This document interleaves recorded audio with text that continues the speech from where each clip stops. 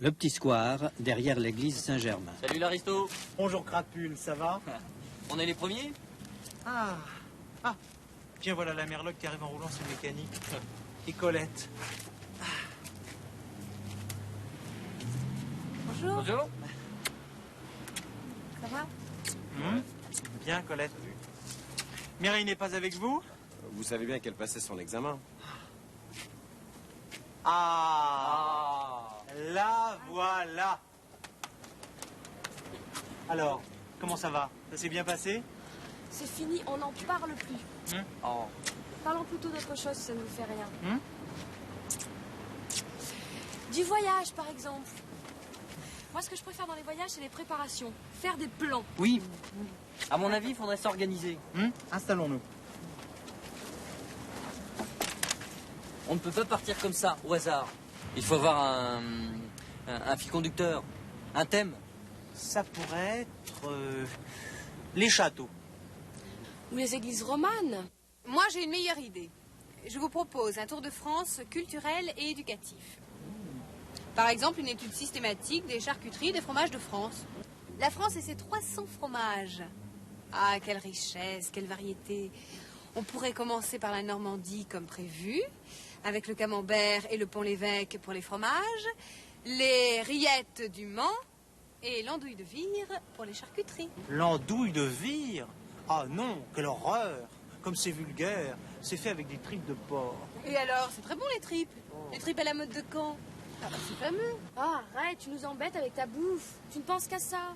Il n'y a pas que ça dans la vie. D'abord, la Normandie, c'est trop riche, trop gras, trop de crème, trop de beurre. C'est un pays enfoncé dans la matière. Grâce. Parlez-moi plutôt de la Bretagne. Voilà un pays qui a de l'âme. C'est austère, mystique. Tous ces calvaires bretons sculptés dans le granit, Saint-Égonec, Guimillot, Plougastel. Et les pardons bretons avec toutes ces femmes en coiffe qui suivent la procession. Ah oui? Oui, la Bretagne, c'est intéressant. Ouais. Il y a les crêpes, les huîtres de Cancale, le homard à l'armoricaine. À l'américaine. À l'armoricaine. Mais non. C'est une vieille recette bretonne, évidemment. Mais non, pas du tout. Où est-ce que vous êtes allé chercher ça? Tu es tombé sur la tête. C'est le homard à l'américaine. À l'armoricaine, tout le monde sait ça. Bon, de toute façon, c'est très bon. On pourrait organiser notre voyage autour des spécialités régionales.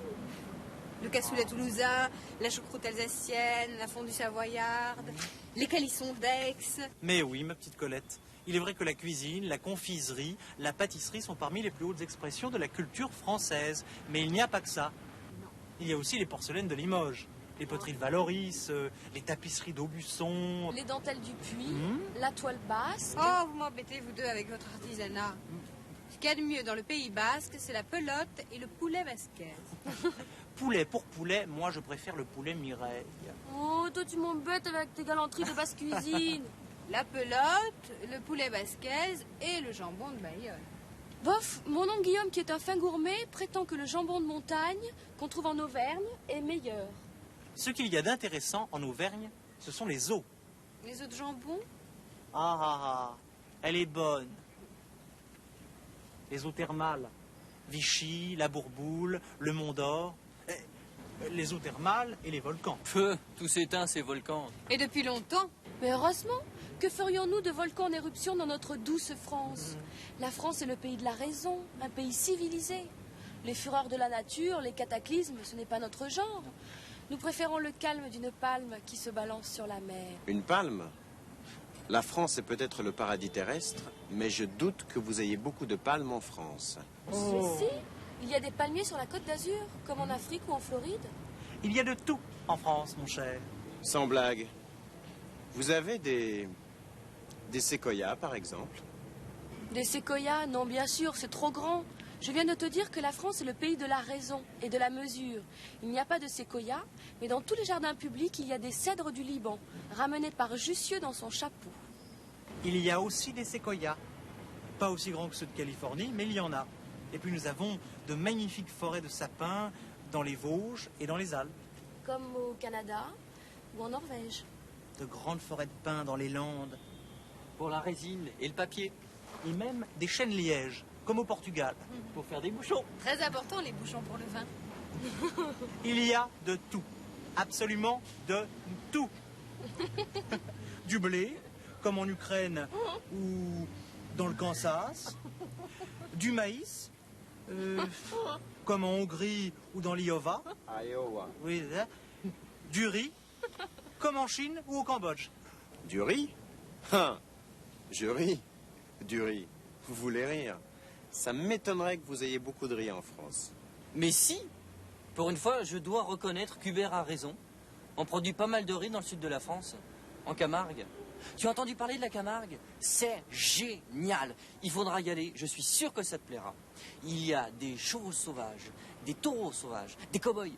Comme au Texas, Seulement en Camargue, on les appelle des gardiens. Mais c'est la même chose. Il y a même des flamants roses. comme en Égypte. Et de la canne à sucre. Vous en avez en France. Eh bien sûr que nous en avons, à la Martinique. Bon, admettons que vous ayez du sucre. Mais est-ce que vous avez du café?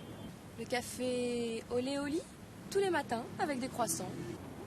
Évidemment, le café vient du Brésil, de Colombie ou de Côte d'Ivoire. Et des oliviers, vous en avez? Mais oui, évidemment qu'on en a. Dans le midi, heureusement. Avec quoi est-ce qu'on ferait l'huile d'olive, l'aioli ou la mayonnaise? L'huile d'olive, je n'aime pas trop ça, ça a un goût trop fort. Chez moi, on fait toutes les cuisines au beurre. À la maison, on fait toute la cuisine à l'huile. Dans ma famille qui est du sud-ouest, on fait la cuisine à la graisse. Ah, tiens, ça me rappelle une version que j'ai faite en 5e. C'était du César, si je ne me trompe. Gallia, omnia, divisa est in partes tres, que j'avais traduit. La France est divisée en 3 parties. La France du beurre dans le nord, la France de l'huile dans le midi, et la France de la Grèce dans le centre et le sud-ouest. Eh ben dis donc, tu devais pas être très fort en version latine. Hein. Ah oui, quand César dit que la Gaule est divisée en 3 parties, ça n'a rien à voir avec la matière grasse. Vraiment. En fait, je vais vous dire. La vérité, c'est qu'il y a la France du vin dans le midi, la France de la bière dans l'est et dans le nord, et la France du cidre dans l'ouest, en Bretagne et en Normandie. Ah, le cidre, ce que j'aime ça. J'en boirais bien une bouteille, tiens. Qu'à cela ne tienne. Allons prendre un pot de magot. Oh, bonne idée! Alors, on y va? On y va.